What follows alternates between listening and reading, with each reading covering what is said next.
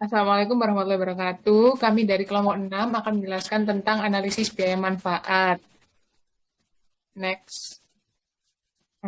Anggotanya ada saya sendiri, Bena Bianda, NRP 008. Saya Rifda, NRP 025. Kemudian saya Raisa Zahra, NRP 35. Dan saya Ening, NRP 47.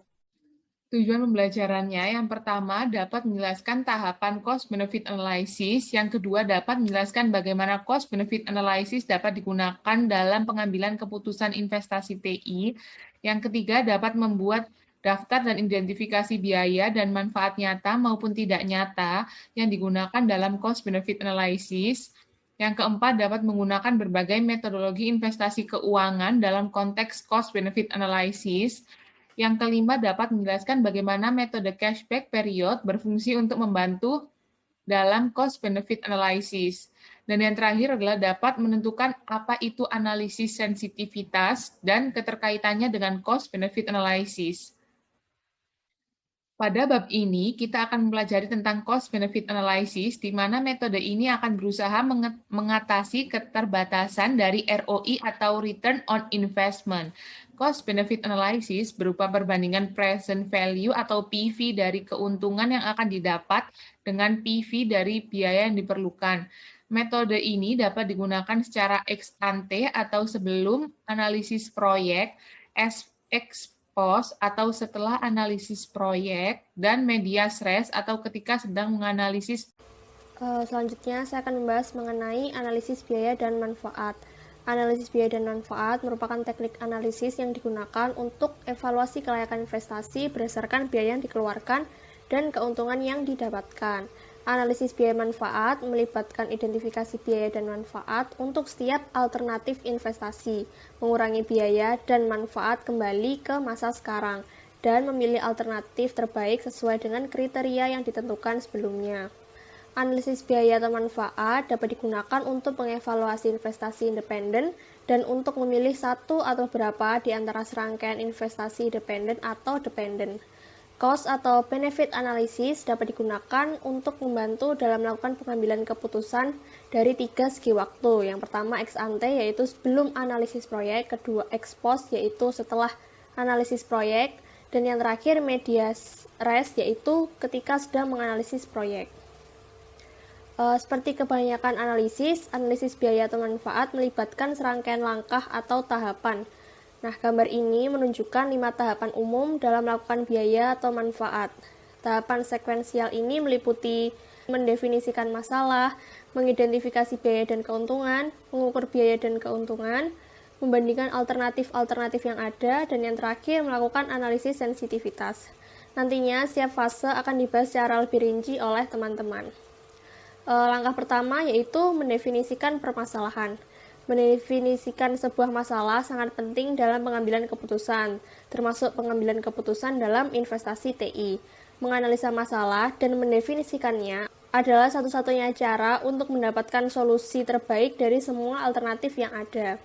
Dalam mendefinisikan masalah, diperlukan analisa yang dalam tentang situasi yang ada, menyelidiki kebutuhan dan persyaratan dari suatu teknologi informasi. Pendefinisian masalah yang baik termasuk juga tujuan yang spesifik dari investasi TI, serta rencana ke depan untuk mencapai tujuan-tujuan tersebut. Tujuan yang baik dari sebuah investasi TI salah satunya adalah meningkatkan layanan kepada pelanggan, meningkatkan pengendalian persediaan yang ada, atau informasi yang lebih baik. Lanjut, langkah kedua yaitu mengidentifikasi dan kuantifikasi cost dan benefit. Biaya dan keuntungan dihitung dengan ukuran satuan uang yang sama, dolar atau rupiah, sehingga dilakukan perbandingan antara nilai sekarang present value dari keuntungan yang terkait dengan biaya investasi yang dibutuhkan, sehingga dihasilkan nilai satuan perbandingan yang mampu menganalisa kelayakan investasi TI yang akan dilakukan. Semakin besar nilai biaya yang dikeluarkan, menyebabkan nilai perbandingan biaya dan manfaat, cost atau benefit ratio semakin besar pula. Besarnya nilai perbandingan biaya dan manfaat mencerminkan kerugian yang didapat lebih besar daripada keuntungan dalam investasi, dan begitu sebaliknya. Perhitungan biaya serta keuntungan ini merupakan satu kesatuan yang tidak dapat dipisahkan. Setelah suatu permasalahan telah terdefinisikan dan alternatifnya telah teridentifikasi, kemudian langkah selanjutnya dalam analisis ialah mengidentifikasi semua cost dan benefits yang relevan. Mengenali pengaruh relevan dalam sebuah investasi TI dapat menjadi satu bagian paling menantang dalam analisa cost dan benefit. Estimasi nilai dari sebuah pengaruh juga menjadi hal penting, sebab estimasi yang berlebih atau kurang dapat berpengaruh pada hasil analisis cost dan benefit. Selanjutnya, saya akan menjelaskan mengenai biaya atau cost. Biaya dikategorikan menjadi dua jenis, yaitu biaya tangible dan biaya intangible. Biaya tangible adalah biaya nyata yang berhubungan langsung dengan sistem. Biaya intangible adalah biaya yang tidak dapat diprediksikan nilai dan kapan akan dikeluarkannya, dan tidak berhubungan langsung dengan teknologi informasi. Analisis biaya dan keuntungan dapat diterapkan saat ex ante, yaitu sebelum analisis proyek, ex post setelah analisis proyek, dan media res, yaitu dalam analisis progres, evaluasi investasi teknologi informasi. Berikut merupakan tabel jenis-jenis biaya, baik tangible maupun intangible. Tangible seperti hardware, software, telekomunikasi, dan lain sebagainya. Kemudian yang intangible seperti resistansi perubahan, kemampuan untuk berubah, restrukturisasi organisasi, dan lain sebagainya. Memperkirakan biaya yang terkait dalam suatu investasi merupakan hal yang tidak mudah. Mengukur biaya yang sebenarnya dibutuhkan memang relatif mudah, namun seringkali biaya non-TI yang terkait, seperti biaya yang berhubungan dengan perubahan bisnis, tidak tercatat. Tipe-tipe biaya yang seharusnya dimasukkan ke dalam financial justification adalah biaya pembelian hardware dan software, serta konsultan atau tenaga ahli yang dibutuhkan, biaya pengembangan sistem internal, dan lain sebagainya. Selanjutnya, manfaat. Manfaat merupakan sebuah dampak positif dari penerapan investasi teknologi informasi. Manfaat secara umum dapat dikategorikan menjadi 5 jenis, antara lain penghematan biaya, pengurangan kesalahan, meningkatkan kinerja operasional, meningkatkan fleksibilitas, meningkatkan perencanaan dan pengawasan. Seperti halnya biaya, manfaat juga dibagi menjadi dua, yaitu manfaat tangible dan intangible. Manfaat tangible sendiri merupakan manfaat atau keuntungan yang dapat dilihat nilainya atau uang. Contohnya adalah peningkatan produktivitas, menurunnya biaya operasional, berkurangnya pengeluaran untuk software, dan lain sebagainya. Lalu manfaat intangible adalah keuntungan yang tidak dapat dinilai dengan uang tetapi dapat dirasakan. Contohnya adalah meningkatnya perencanaan organisasi, meningkatnya kualitas informasi, menurunnya tingkat kesalahan, dan lain sebagainya. Berikut merupakan tabel potensi manfaat dari investasi teknologi informasi baik tangible maupun intangible. Contoh soal studi kasus. Cynthia, seorang mahasiswa di Boston, sedang mempertimbangkan kunjungannya ke salah satu kerabatnya di New York. Dia dapat mengendarai mobil atau naik kereta. Dengan mobil, jarak menuju apartemen kerabatnya sejauh 230 mil. Cynthia mencoba memutuskan alternatif mana yang lebih murah. Untuk itu, dia mengumpulkan informasi pada tabel berikut. Pada tabel ini, Cynthia memperkirakan biaya tahunan dan biaya per milnya. Dengan informasi tambahan seperti pengurangan nilai jual kembali per mil, putaran tiket kereta api, manfaat bersantai di perjalanan kereta, dan lain sebagainya. Lalu, manakah biaya dan manfaat yang relevan dalam keputusan Cynthia? Maka selanjutnya dilakukan identifikasi biaya relevan. Yang pertama, biaya mobil adalah sunk cost dan tidak relevan dalam pengambilan keputusan. Kedua, biaya asuransi per tahun tidak relevan. Biaya itu akan tetap sama apabila dia mengendarai mobil atau naik kereta. Namun, biaya bensin termasuk biaya relevan apabila dia memutuskan untuk menyetir. Jika dia naik kereta, biaya itu tidak akan terjadi, sehingga bergantung pada keputusannya. Lalu, biaya perawatan dan perbaikan adalah relevan. Dalam jangka panjang, biaya ini bergantung pada jarak tempuh. Lalu, biaya bulanan parkir sekolah tidak relevan karena biaya itu tetap harus dibayar apabila Cynthia naik mobil atau kereta. Selanjutnya, bersantai di kereta termasuk relevan meskipun sulit untuk mengubahnya ke dalam nilai. Biaya kandang tidak relevan karena Cynthia akan mengalami biaya ini biarpun naik mobil atau kereta. Dan yang terakhir, biaya parkir di New York relevan karena biaya ini dapat dihindari apabila dia naik kereta. Selanjutnya, kita membahas mengenai pertanyaan diskusi. Soal pertama, apa saja 5 tahap dari cost-benefit analysis? Terdapat 5 tahap cost-benefit analysis, diantaranya mendefinisikan masalah, mengidentifikasi biaya dan keuntungan, mengukur biaya dan keuntungan, pembandingan alternatif-alternatif yang ada, dan yang terakhir melakukan analisis sensitivitas. Soal kedua, cost-benefit analysis dapat digunakan dalam jenis investasi apa keputusan. Analisis biaya manfaat melibatkan identifikasi biaya dan manfaat untuk setiap alternatif investasi, mengurangi biaya dan manfaat kembali ke masa sekarang, dan memilih alternatif terbaik sesuai dengan kriteria yang ditentukan sebelumnya. Analisis biaya atau manfaat dapat digunakan untuk mengevaluasi investasi independen dan untuk memilih satu atau beberapa di antara serangkaian investasi independen atau dependent. Cost-benefit analysis dapat digunakan untuk... Nah, kemudian kita akan masuk ke membandingkan alternatif. Jadi, setelah semua biaya dan benefit sudah diidentifikasikan dan dijelaskan dalam bentuk angka ke dalam satuan yang bisa digunakan, kita akan membandingkan setiap opsi yang ada. Nah, membandingkannya ini seringkali dilakukan dengan menghitung present value dari masing-masing alternatif, kemudian baru dibandingkan. Kenapa sih pakai present of value? Karena dikarenakan prinsip dasar keuangan yang bernama time value of money, bahwa nilai uang itu tergantung dari waktu kapan uang tersebut akan diterima. Nilai uang pada masa yang akan datang bisa kurang dari nilai uang saat ini. Hal ini dikarenakan uang yang diterima saat ini bisa langsung diinvestasikan sehingga bisa memperoleh yang lebih.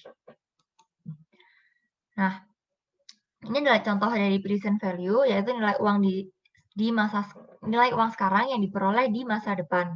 Mungkin pada bab sebelumnya sudah diberikan cara untuk menghitungnya. Di sini akan saya ulas lagi. PV di sini jumlah uang yang akan diterima di masa depan dibagi dengan 1 plus R pangkat N, di mana R adalah discount rate dan juga N di sini adalah berapa tahun lagi uang akan diterima. Seperti itu. Di sini ada contoh, misalnya diasumsikan bahwa Anda akan menerima uang sebanyak $1.000 di tahun depan dengan diskon rate sebesar 10%. Berapa sih nilai present value-nya tahun depan? Nah, di sini uang yang akan diterima ini ada $1.000, maaf. Jadi kita langsung taruh di atas, dibagi dengan 1 plus diskon rate-nya 0,1 pangkat 1 karena tahun depan, jadi didapatkan present value 909,09. Ini ada ilustrasinya hari ini dan 1 hari dari sekarang, seperti itu. Kemudian, nah di sini kita akan masuk ke contoh membandingkan present value. Misalnya dua alternatif. Di sini ada total biaya untuk tahun ke-0, ke-1, ke-2, dan ke-3, serta total manfaat dari alternatif sistem A dan juga alternatif sistem B. Kedua sistem ini sama-sama memiliki asumsi diskon rate sebesar 8%. Nah, di sini cara menghitungnya adalah dengan kita hitung satu persatu. Ini 25.000 per 1 plus diskon rate-nya 0,08 karena 8% pangkat 0 karena ini tahun pertama. Kemudian kita akan tambah yang 5.000 di sini. 5.000 per 1 plus 0,08 pangkat 1. Akan kita lanjutkan kepada yang untuk tahun kedua dan tahun ketiga. Bedanya ntar di sini akan pangkat 2 dan pangkat 3. Nah, kemudian dari hasil itu akan didapatkan present value dari biaya untuk alternatif sistem A sebesar $37.885. Nah, cara yang sama akan kita gunakan untuk menghitung dari total manfaat ini untuk mendapat present value manfaat dari sistem A dan juga total biaya dari alternatif sistem B dan total manfaat dari sistem B untuk mendapatkan present value dari alternatif sistem B ini. Nah, kemudian akan kita lanjutkan. Setelah mengetahui nilai present value untuk cost dan benefit dari masing-masing alternatif, langkah selanjutnya adalah kita menentukan kriteria penilaian investasi TI di dalam cost benefit analysis. Nah, pada buku kriteria umum yang sering digunakan adalah sebagai berikut. Ini diambil dari Information Technology Investment Decision Making Methodology tahun 2004. Ada benefit cost ratio, yaitu nilai maksimal rasio antara benefit dan cost. Kemudian net present value, nilai maksimal NPV dari net benefit. Kemudian ada IRR, diambil dari nilai maksimal internal rate of return dan juga payback period. Di sini akan dicari durasi payback period yang paling pendek. kita akan masuk ke yang pertama, yakni dengan menggunakan benefit cost ratio atau BC ratio seperti ini. Jadi ini adalah rasio perbandingan antara present value manfaat dan present value dari biaya. Ini ada rumusnya mungkin seperti ini. Nah, kenapa sih kita pakai BC ratio ini? Ini tuh karena perhitungan analisa manfaat dan biaya lebih baik dihitung dalam bentuk rasio atau perbandingan dibandingkan mencari selisih dari manfaat dan biaya. Hal ini dikarenakan dengan melakukan perbandingan dalam bentuk rasio, kita dapat mengetahui apakah biaya yang dikeluarkan sebanding dengan manfaat yang kita terima. Contohnya sebagai berikut. Misalnya nih, kita punya alternatif ABC dan alternatif XYZ. Nah, kita akan coba dulu pakai ini. Kalau misalnya kita lihat menggunakan selisih, otomatis yang kalau misalnya kita selisih tinggal kita kurangi aja 15.000 kurangi 10.000. Dan di sini didapatkan selisihnya $5.000. Nah, sedangkan untuk XYZ ada 6.000 dikurangi 3.000. Selisihnya adalah 3.000.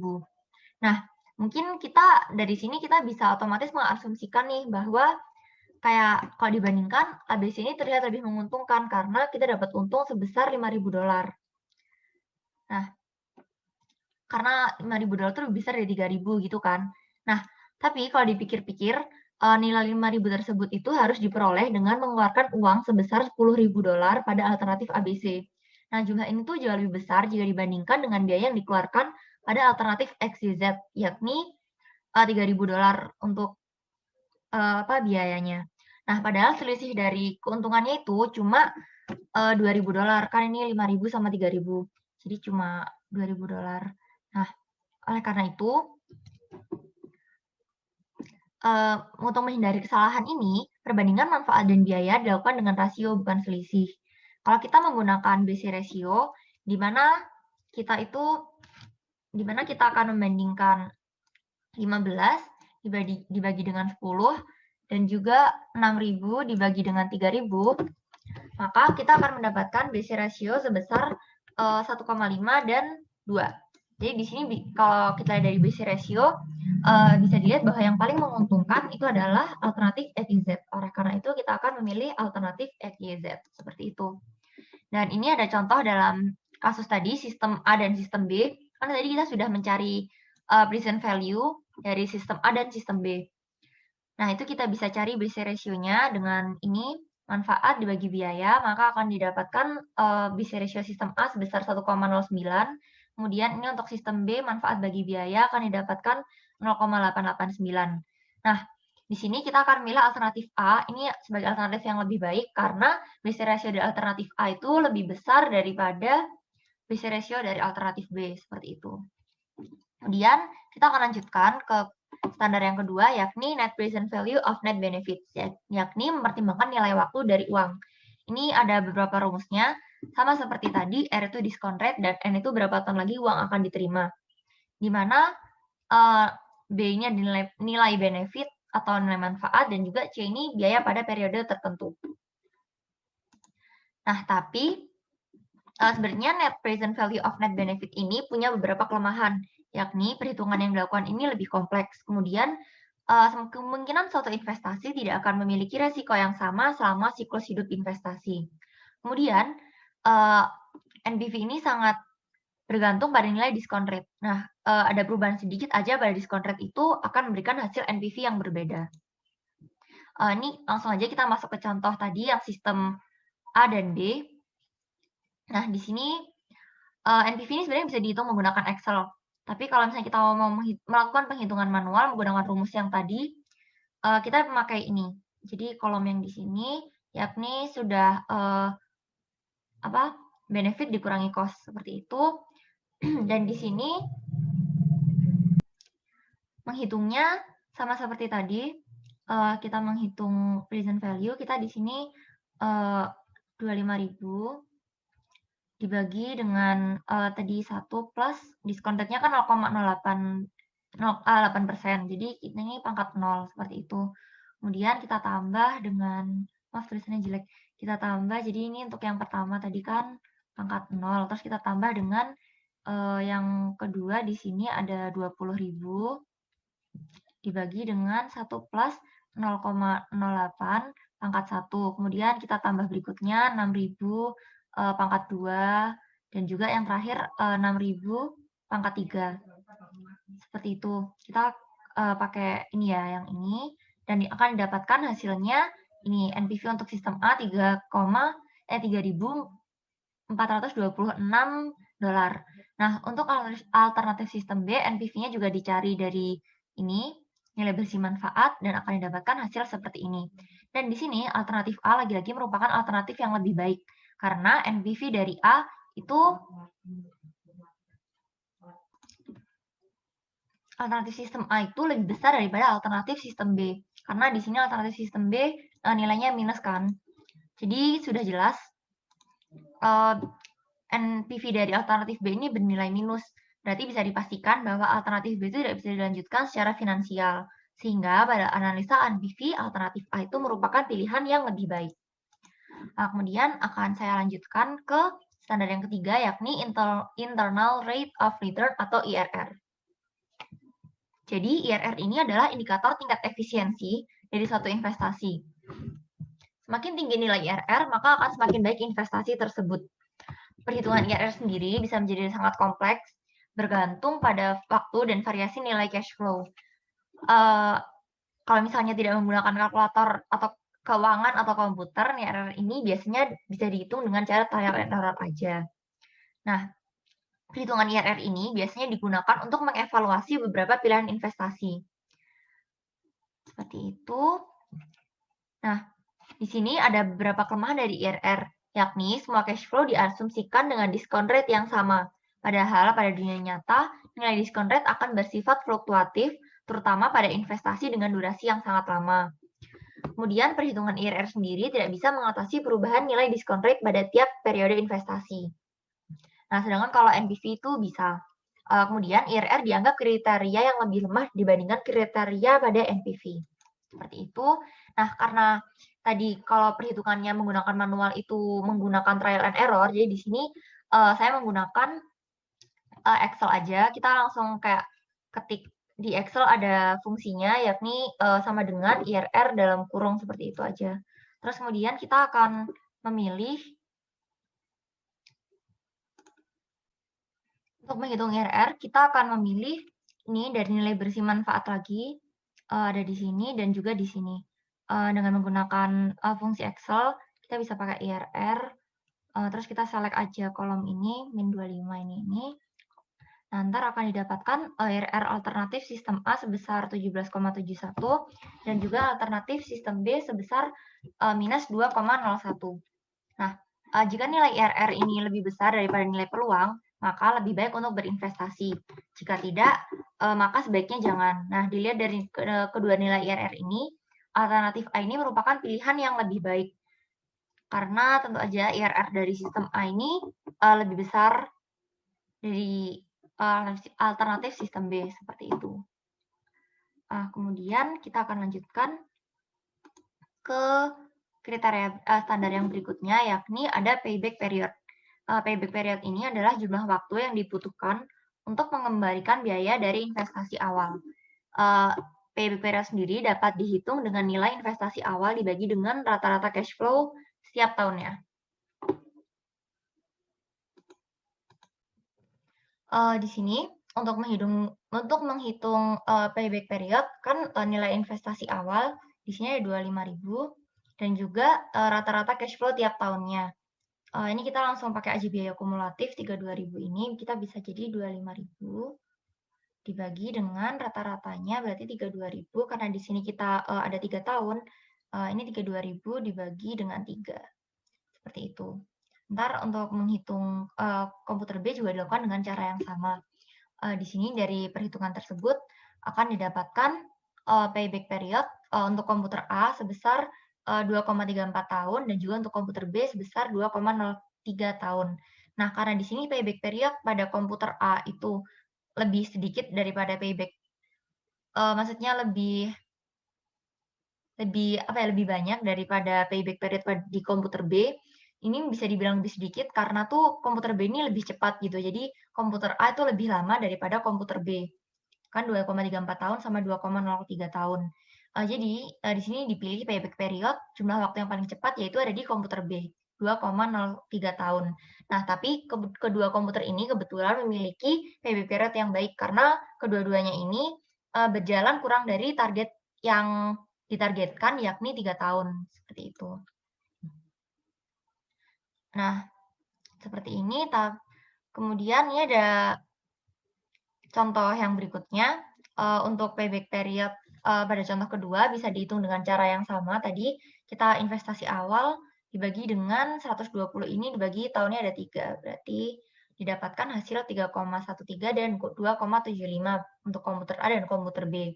Nah, di sini komputer B adalah pilihan investasi TI yang terbaik karena 2,75 tahun ini lebih cepat daripada 3,13 tahun. Nah, sedangkan perusahaan ini kan menargetkan pelunasan dalam 3 tahun. Nah, sedangkan komputer A dapat lunas dalam 3,13 tahun, maka sebaiknya pilihan A ini tidak dipilih karena melebihi target, seperti itu.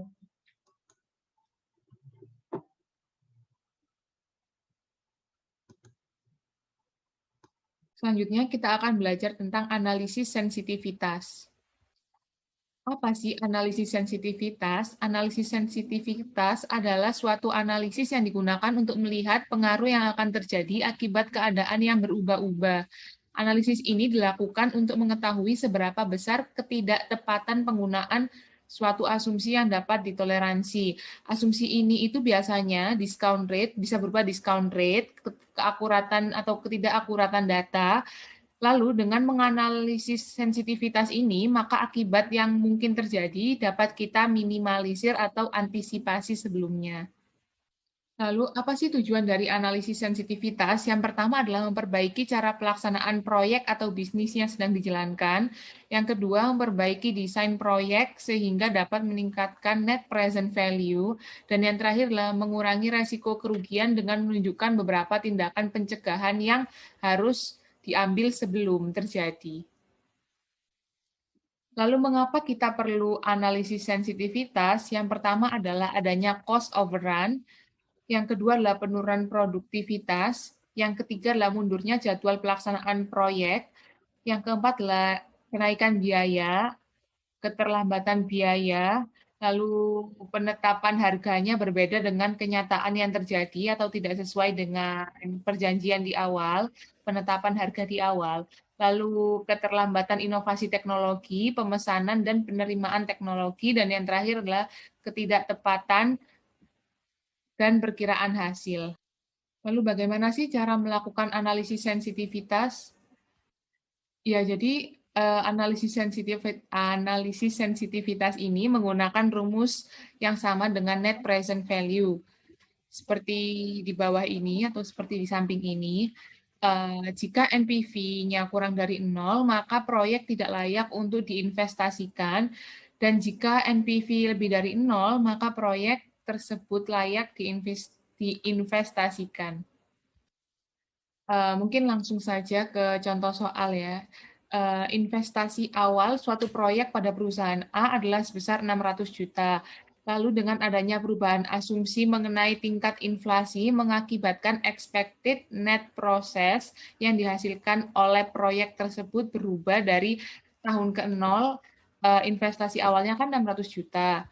Kemudian di tahun pertama yang diekspektasikan adalah 200 juta, namun menjadi 100 juta. Lalu di tahun kedua yang diekspektasikan adalah sebesar 300 juta menjadi 250 juta.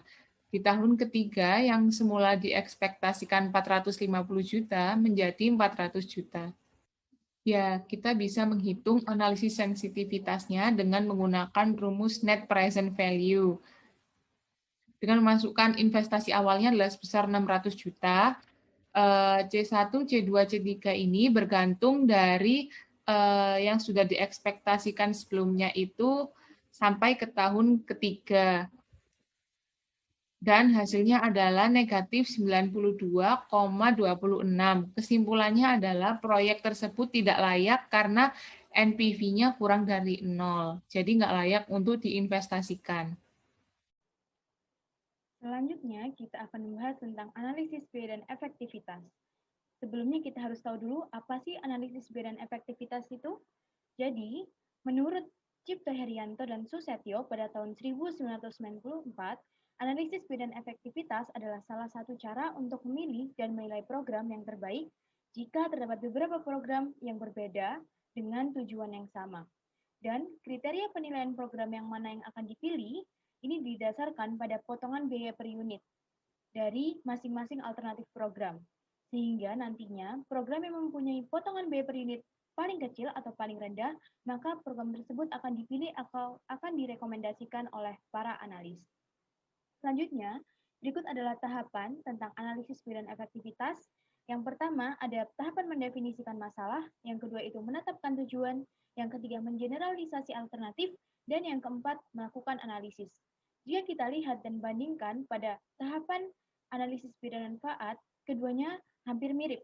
Namun, terdapat juga perbedaan di antara keduanya, yaitu terletak pada satuan ukuran, yang dimana jika dalam analisis biaya dan manfaat, alternatif dievaluasi berdasarkan biaya dan manfaat dan diukur dalam satuan moneter. Sedangkan jika dalam analisis biaya dan efektivitas, biaya dievaluasi berdasarkan persyaratan dan manfaat diukur dalam hal seberapa efektif setiap alternatif dapat memenuhi tujuan. Sehingga setiap alternatif dievaluasi berdasarkan biaya individu dan kontribusinya untuk memenuhi kriteria efektivitas yang sama. Lalu, kita akan lihat lagi perbedaan lain antara analisis biaya dan manfaat jika dibandingkan dengan analisis biaya dan efektivitas. Di sini kita akan membahas dalam 5 cakupan. Yang pertama kita akan menilai dari aspek kegunaan. Jadi perbedaannya dari aspek kegunaan yaitu jika dalam analisis biaya dan manfaat, kita akan mencari alternatif yang paling menguntungkan. Sedangkan jika dalam analisis biaya dan efektivitas, kita akan mencari alternatif yang paling murah. Lalu, jika kita tinjau dari aspek tujuan, jika dalam analisis biaya dan manfaat, kita akan memilih di antara beberapa alternatif yang tujuannya berbeda. Jadi kita akan mencari di mana sih yang paling efektif dengan tujuan yang berbeda ini. Sedangkan jika dalam analisis biaya dan efektivitas, kita akan memilih di antara beberapa alternatif yang tujuannya sama. Jadi, misal ada suatu tujuan yang sama, dia akan memiliki program A, B, C. Nah, kita di antara program A, B, C itu nanti kita akan pilih kira-kira mana yang paling efektif. Sedangkan jika kita lihat dari aspek perhitungan efektivitas, pada analisis biaya dan manfaat tidak terdapat perhitungan efektivitas, sedangkan jika dalam analisis biaya dan efektivitas terdapat perhitungan efektivitas yang dimana dalam satuan output dan kita akan membandingkan biaya satuan. Selanjutnya, kita akan tinjau dari aspek perhitungan benefit, yang dimana jika dalam analisis biaya dan manfaat terdapat perhitungan benefit, yang dimana dalam satuan uang dan kita di sini akan membandingkan B/C ratio, sedangkan jika dalam analisis biaya dan efektivitas tidak terdapat perhitungan benefit. Sedangkan jika kita lihat dari perhitungan cost-nya, keduanya terdapat perhitungan cost yang dimana keduanya dalam nilai uang. Oke, kita akan lanjut. Kenapa sih kok kita perlu melakukan analisis biaya dan efektivitas? Jadi ini terdapat beberapa alasan mengapa kita harus melakukan analisis biaya dan efektivitas. Jadi yang pertama, karena analisis biaya dan efektivitas ini merupakan salah satu cara untuk memilih dan menilai program terbaik jika terdapat beberapa program yang berbeda dengan tujuan yang sama. Yang kedua, kita perlu untuk melakukan analisis biaya dan efektivitas karena hal ini berguna untuk pengambilan keputusan dan menetapkan program terbaik mana sih yang akan kita laksanakan. Dan alasan terakhir mengapa kita perlu analisis biaya dan efektivitas adalah karena analisis biaya dan efektivitas ini diterapkan sebelum suatu program dilaksanakan. Jadi dalam analisis ini dimasukkan ke dalam tahapan perencanaan yang dimana tahapan perencanaan ini terbilang sangat penting dalam pengembangan suatu program. Nah, untuk kita dapat mengetahui lebih lanjut, kita akan langsung mempraktekkan bagaimana sih cara melakukan analisis biaya dan efektivitas. Nah, pertama-tama kita harus tahu dulu terdapat beberapa langkah-langkah untuk mengidentifikasi unsur biaya dari alternatif program yang ada. Di sini terdapat 5 langkah. Yang pertama, kita pertama-tama harus menghitung total cost atau present value cost dengan rumus present value cost sama dengan CT per 1 plus N pangkat T atau present value cost CT kali 1 per 1 plus N pangkat T. Ini sama, cuman penulisannya aja yang berbeda. yang dimana kita tahu sendiri bahwa 1 per 1 plus N pangkat D ini merupakan nilai diskon faktor. Lalu, jika kita dapat menghitung total cost, kita akan lanjut untuk menghitung objektif atau output yang berhasil, dan selanjutnya kita akan menghitung cost effectiveness ratio atau CER, yang dimana kita dapat dengan menghitung total cost atau present value cost dibagi dengan jumlah objektif atau output yang berhasil. Dan jika kita sudah mendapatkan CER-nya, kita akan membandingkan CER dari masing-masing alternatif program, dan dari sini kita akan memilih kira-kira mana sih CER yang paling terkecil dari program, dan nantinya yang CER-nya paling kecil ini yang akan kita pilih untuk kita rekomendasikan. Nah, untuk kita mengetahui lebih jelas, kita langsung aja ke studi kasus. Ini perhitungannya sebenarnya kayak matematika dasar sih. Kita langsung aja ke soal yang pertama ini. Jadi terdapat perusahaan A dan B yang sedang melakukan pembangunan sistem dengan metode yang berbeda. Jadi di sini tujuannya sama, itu melakukan pengembangan sistem dengan metode yang berbeda. Jadi programnya merupakan metode yang berbeda ini, di mana perusahaan A membangun sistem dengan metode waterfall. Hasil penerapan ini, perusahaan A membutuhkan 900 pekerja dengan menghabiskan $300, sedangkan perusahaan B yang dimana menggunakan program yang berbeda, ia membutuhkan 600 pekerja dengan menghabiskan $100. Yang dimana apabila diketahui target keberhasilan implementasi software adalah 4% dari user merasa puas, yang dimana jumlah target user sendiri adalah 30.000 user. Sehingga pertama-tama kita perlu dulu nih untuk menghitung efektivitas masing-masing perusahaan, yang dimana hal ini dapat kita lakukan dengan membagi jumlah pekerja dengan jumlah user yang merasa puas, dan kita kalikan 100% untuk mendapatkan presentasenya.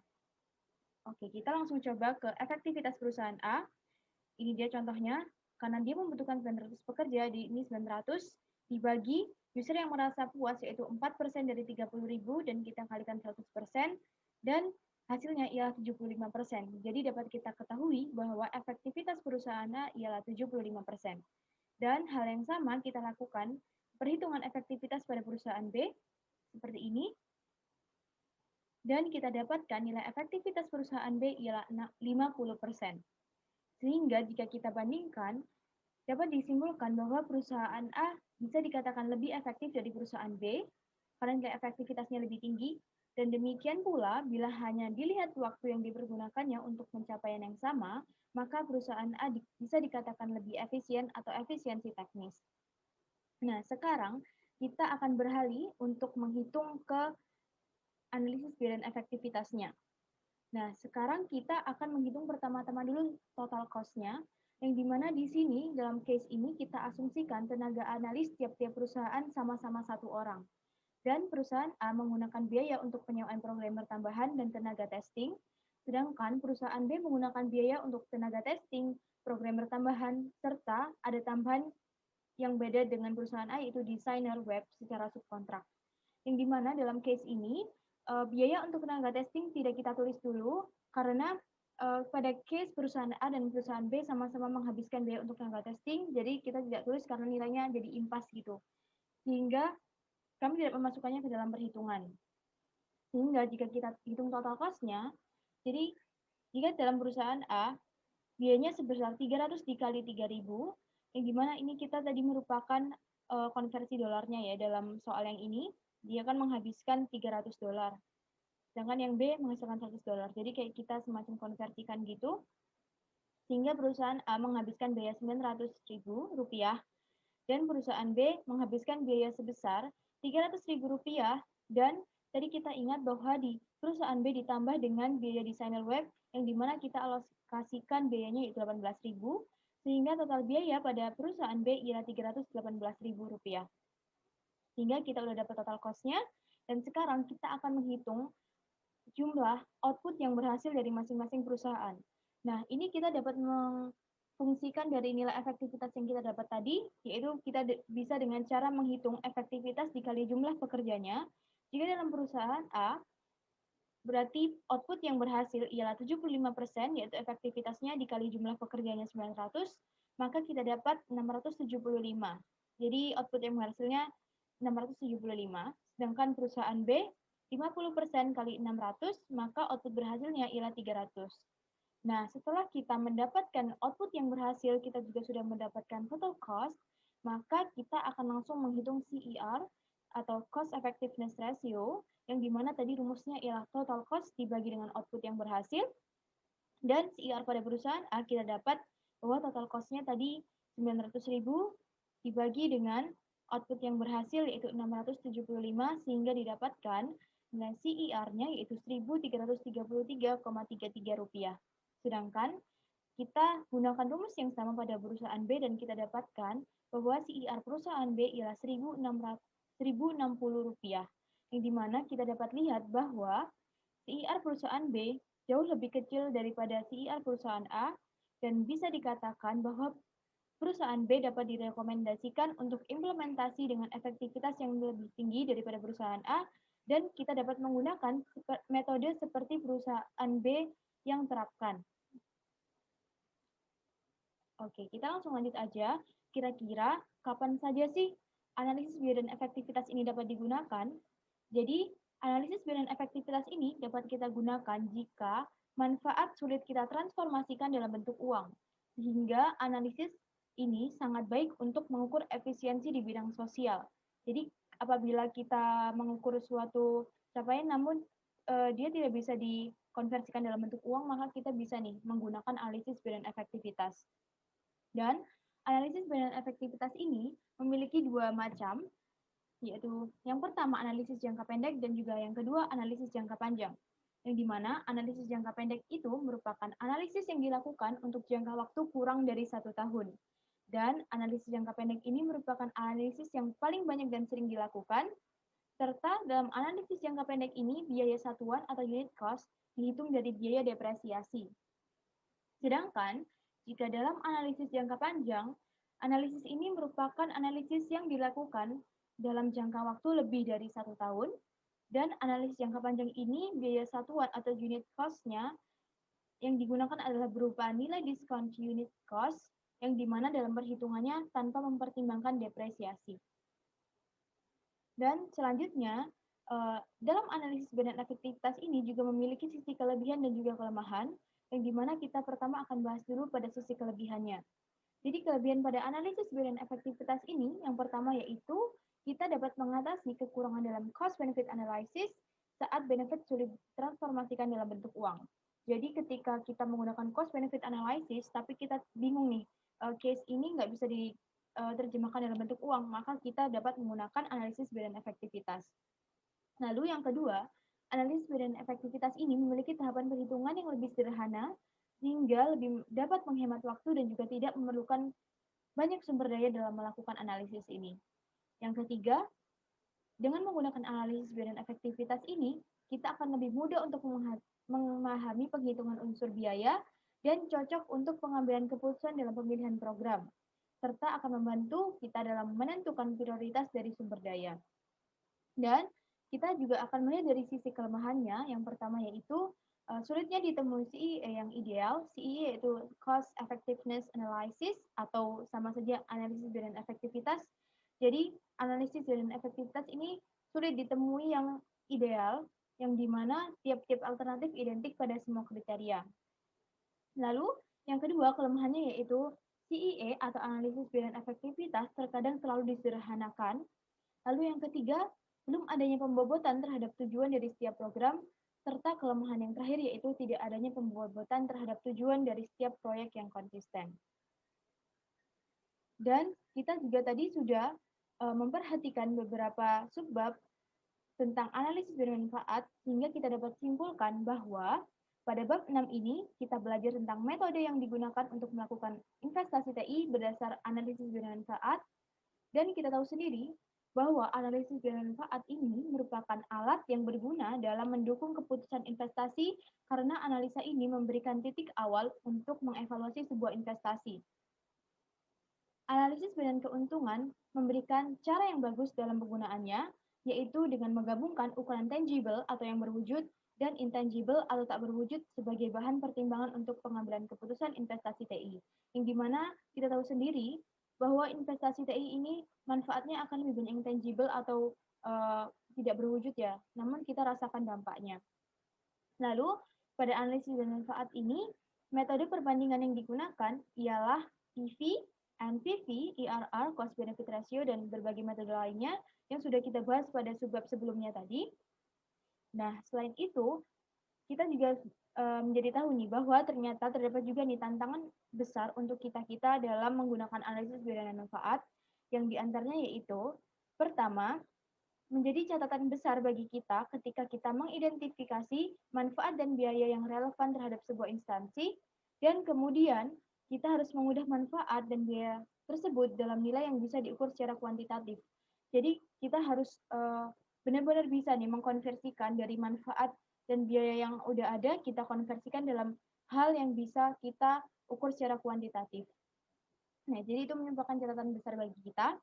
Dan catatan besar dan tantangan besar lain untuk kita yaitu manfaat dan biaya yang dianalisa diperoleh dari data yang diketahui. Padahal pada kenyataannya masih ada biaya dan manfaat yang akan muncul seiring dengan berjalannya waktu.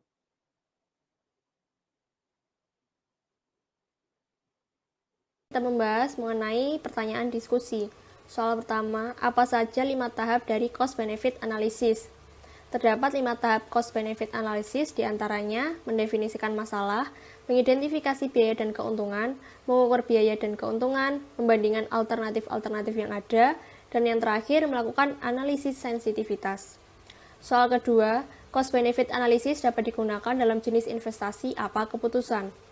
Analisis biaya manfaat melibatkan identifikasi biaya dan manfaat untuk setiap alternatif investasi, mengurangi biaya dan manfaat kembali ke masa sekarang, dan memilih alternatif terbaik sesuai dengan kriteria yang ditentukan sebelumnya. Analisis biaya atau manfaat dapat digunakan untuk mengevaluasi investasi independen dan untuk memilih satu atau beberapa di antara serangkaian investasi independen atau dependen. Cost benefit analysis dapat digunakan untuk membantu dalam melakukan pengambilan keputusan dari 3 segi waktu. Yang pertama ex ante sebelum analisis proyek, kedua ex post setelah analisis proyek, dan medias res ketika sedang menganalisis proyek. Soal ketiga, bagaimana Anda mengidentifikasi biaya yang relevan dalam cost benefit analysis? Biaya dan keuntungan dihitung dengan ukuran satuan uang yang sama, dolar atau rupiah, sehingga dilakukan perbandingan antara nilai sekarang atau present value dari keuntungan yang terkait dengan biaya investasi yang dibutuhkan, sehingga dihasilkan nilai satuan perbandingan yang mampu menganalisa kelayakan investasi TI yang akan dilakukan. Setelah suatu permasalahan telah terdefinisikan dan alternatifnya telah teridentifikasi, kemudian langkah selanjutnya dalam analisis ialah mengidentifikasi semua cost dan benefit yang relevan. Untuk mengidentifikasi biaya yang relevan, dapat dikaitkan dengan pengeluaran yang diperlukan dalam melakukan suatu investasi TI, seperti untuk mendapatkan, memasang, dan memelihara TI.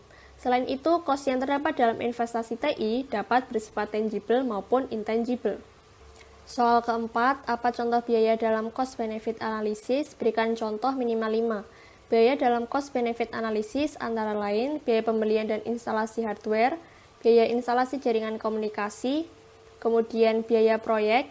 Pada biaya proyek, umumnya berupa biaya honor konsultan dan administrasi proses implementasi seperti biaya analisis, programmer, web designer, akomodasi, pengumpulan data, dokumentasi, rapat, dan sebagainya.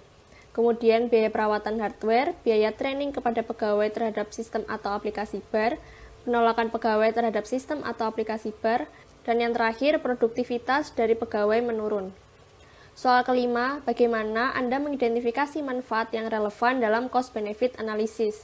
Manfaat merupakan sebuah dampak positif dari penerapan investasi teknologi informasi. Untuk mengidentifikasi manfaat yang relevan dalam cost benefit analysis, bisa dilakukan dengan mengklasifikasikannya pada salah satu kategori berikut. Penghematan biaya, pengurangan kesalahan, meningkatkan kinerja operasional, meningkatkan fleksibilitas, meningkatkan perencanaan dan pengawasan. Jika termasuk ke dalam salah satu atau beberapa di antara kategori tersebut, maka manfaat dapat dikatakan relevan dalam cost atau benefit analysis. Soal keenam, apa contoh biaya dalam cost benefit analysis? Memberikan contoh minimal 5. Biaya dalam cost benefit analysis antara lain biaya pembelian dan instalasi hardware, biaya instalasi jaringan komunikasi, kemudian biaya proyek. Pada biaya proyek, umumnya berupa biaya honor konsultan dan administrasi proses implementasi seperti biaya analisis, programmer, web designer, akomodasi, pengumpulan data, dokumentasi, rapat, dan sebagainya. Kemudian biaya perawatan hardware, biaya training kepada pegawai terhadap sistem atau aplikasi bar, penolakan pegawai terhadap sistem atau aplikasi bar, dan yang terakhir produktivitas dari pegawai menurun. Kita membahas mengenai pertanyaan diskusi. Soal pertama, apa saja 5 tahap dari cost-benefit analysis? Terdapat 5 tahap cost-benefit analysis, diantaranya mendefinisikan masalah, mengidentifikasi biaya dan keuntungan, mengukur biaya dan keuntungan, membandingkan alternatif-alternatif yang ada, dan yang terakhir melakukan analisis sensitivitas. Soal kedua, cost-benefit analysis dapat digunakan dalam jenis investasi apa keputusan. Analisis biaya manfaat melibatkan identifikasi biaya dan manfaat untuk setiap alternatif investasi, mengurangi biaya dan manfaat kembali ke masa sekarang, dan memilih alternatif terbaik sesuai dengan kriteria yang ditentukan sebelumnya. Analisis biaya atau manfaat dapat digunakan untuk mengevaluasi investasi independen dan untuk memilih satu atau beberapa di antara serangkaian investasi independen atau dependen. Cost-benefit analysis dapat digunakan untuk membantu dalam melakukan pengambilan keputusan dari 3 segi waktu. Yang pertama ex ante sebelum analisis proyek, kedua ex post setelah analisis proyek, dan medias res ketika sedang menganalisis proyek. Soal ketiga, bagaimana Anda mengidentifikasi biaya yang relevan dalam cost-benefit analysis? Biaya dan keuntungan dihitung dengan ukuran satuan uang yang sama, dolar atau rupiah, sehingga dilakukan perbandingan antara nilai sekarang atau present value dari keuntungan yang terkait dengan biaya investasi yang dibutuhkan, sehingga dihasilkan nilai satuan perbandingan yang mampu menganalisa kelayakan investasi TI yang akan dilakukan. Setelah suatu permasalahan telah terdefinisikan dan alternatifnya telah teridentifikasi, kemudian langkah selanjutnya dalam analisis ialah mengidentifikasi semua cost dan benefit yang relevan. Untuk mengidentifikasi biaya yang relevan, dapat dikaitkan dengan pengeluaran yang diperlukan dalam melakukan suatu investasi TI, seperti untuk mendapatkan, memasang, dan memelihara TI. Selain itu, cost yang terdapat dalam investasi TI dapat bersifat tangible maupun intangible. Soal keempat, apa contoh biaya dalam cost-benefit analysis? Berikan contoh minimal 5. Biaya dalam cost-benefit analysis antara lain biaya pembelian dan instalasi hardware, biaya instalasi jaringan komunikasi, kemudian biaya proyek.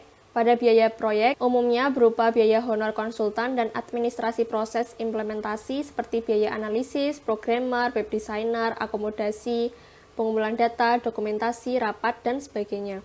Kemudian biaya perawatan hardware, biaya training kepada pegawai terhadap sistem atau aplikasi bar, penolakan pegawai terhadap sistem atau aplikasi bar, dan yang terakhir produktivitas dari pegawai menurun.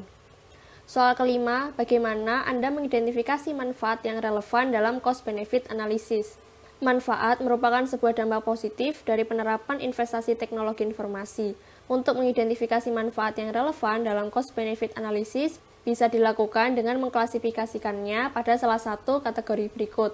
Penghematan biaya, pengurangan kesalahan, meningkatkan kinerja operasional, meningkatkan fleksibilitas, meningkatkan perencanaan dan pengawasan. Jika termasuk ke dalam salah satu atau beberapa di antara kategori tersebut, maka manfaat dapat dikatakan relevan dalam cost atau benefit analysis. Soal keenam, apa contoh biaya dalam cost-benefit analysis? Memberikan contoh minimal 5. Biaya dalam cost-benefit analysis antara lain biaya pembelian dan instalasi hardware, biaya instalasi jaringan komunikasi, kemudian biaya proyek. Pada biaya proyek, umumnya berupa biaya honor konsultan dan administrasi proses implementasi seperti biaya analisis, programmer, web designer, akomodasi, pengumpulan data, dokumentasi, rapat, dan sebagainya.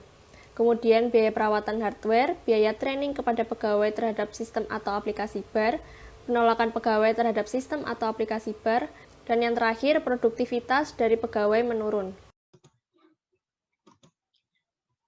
Oke, yang berikutnya kemudian nomor 7, setelah biaya dan manfaat diidentifikasi, bagaimana kita bisa membandingkan mereka untuk membuat keputusan, yakni kita mulai dengan mengkuantifikasikan intangible cost atau benefit terlebih dahulu. Di sini kuantifikasi itu kita identifikasikan dan dijelaskan dalam bentuk angka dalam satuan yang biasa kita gunakan. Kemudian kita akan melakukan yakni membandingkan opsi-opsi yang ada.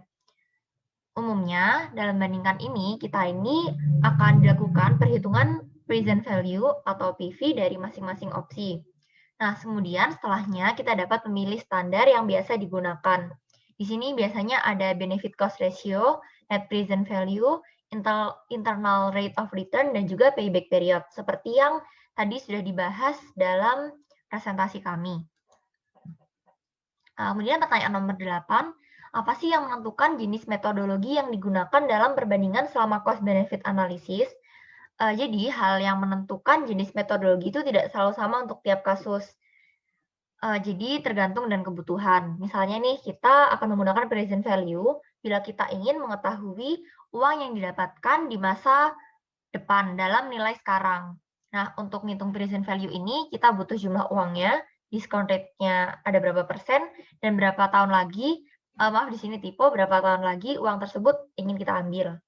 Kemudian ada juga BC ratio atau benefit cost ratio, rasio manfaat dan biaya yang akan kita gunakan ketika kita tuh ingin tahu apa benefit yang diterima lebih banyak dari biaya yang dikeluarkan. Dan kemudian ada internal rate of return yang akan kita gunakan saat kita ingin mengetahui rate pengembalian dari investasi yang kita lakukan.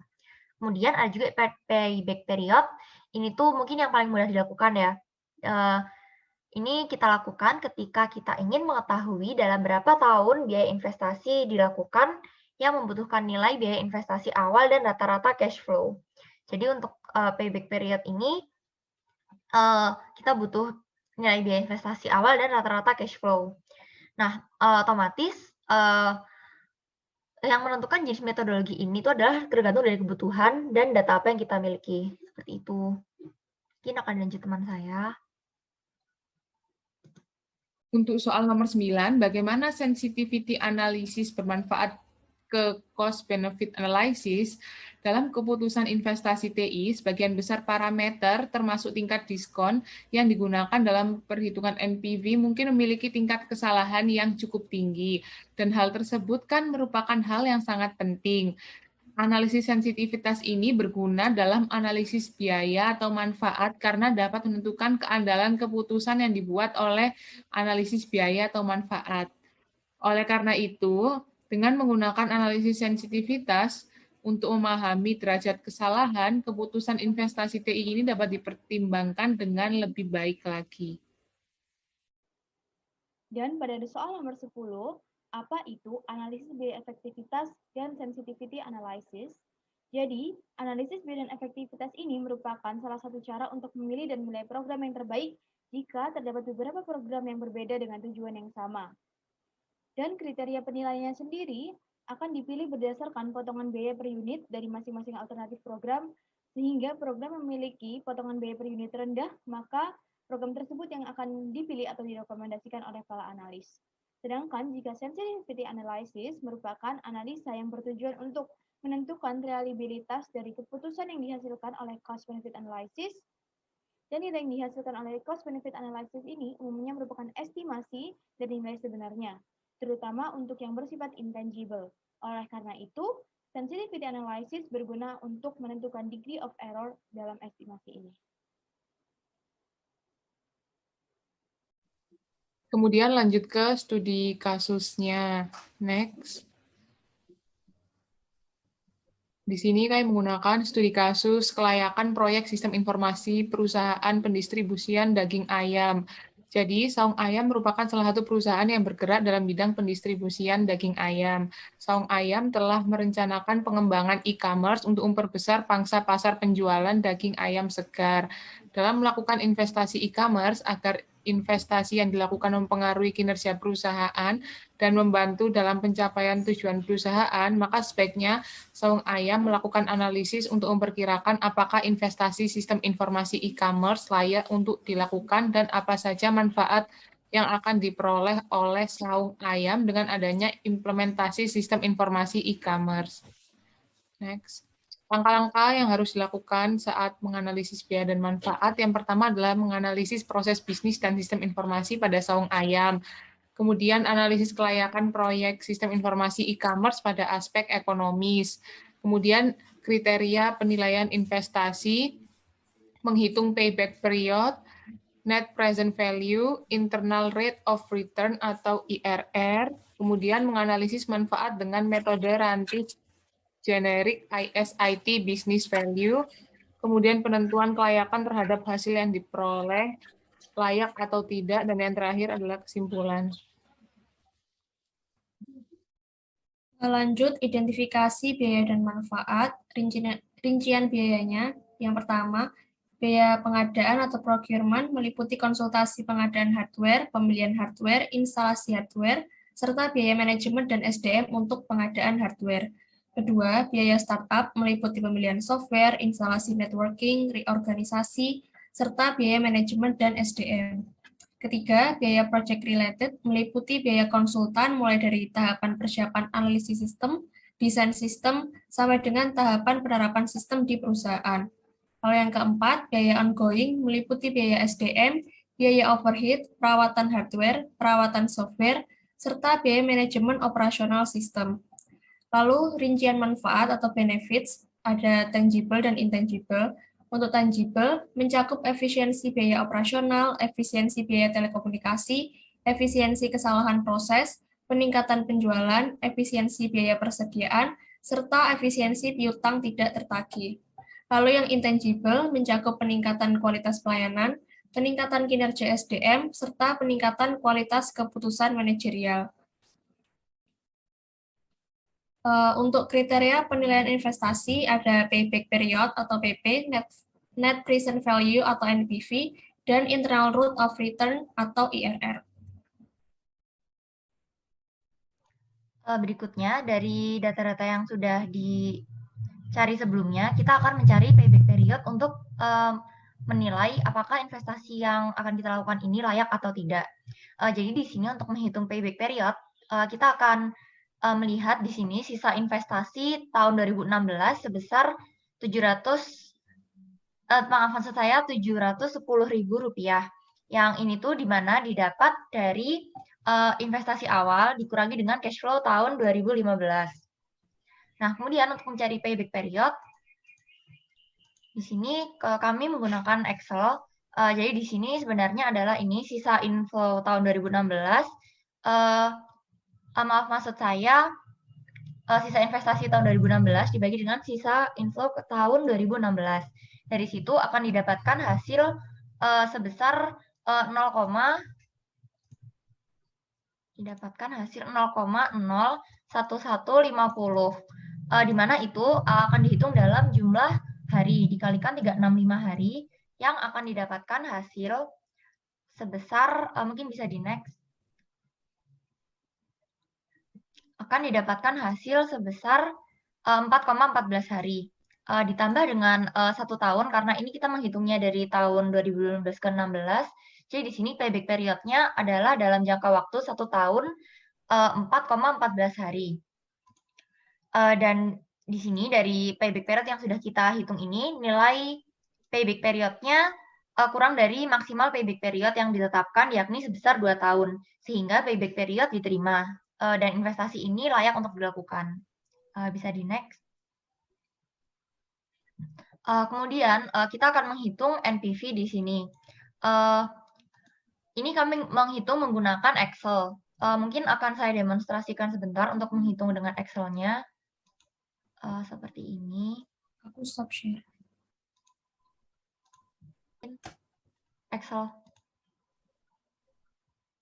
Sudah. Oke. Jadi di sini kita memiliki nilai bersih manfaat yang sudah didefinisikan di tahapan awal tadi. Ini ada investasi awal tahun ke-1, ke-2, dan ke-3. Ini untuk mencari NPV-nya kita bisa menggunakan fungsi sama dengan NPV. Tadi disebutkan di sini bahwa diskon rate-nya adalah sebesar 15%, sehingga kita menggunakan 0,15 di sini. Dan juga kita masukkan ini tahun ke-1, ke-2, dan ke-3. Kita select seperti ini, kita blok, terus kita enter. Di sini akan muncul jumlah sebesar 147 juta sekian-sekian. Nah, tapi untuk menghitung NPV ini sendiri, kita masih harus menguranginya dengan nilai investasi awal.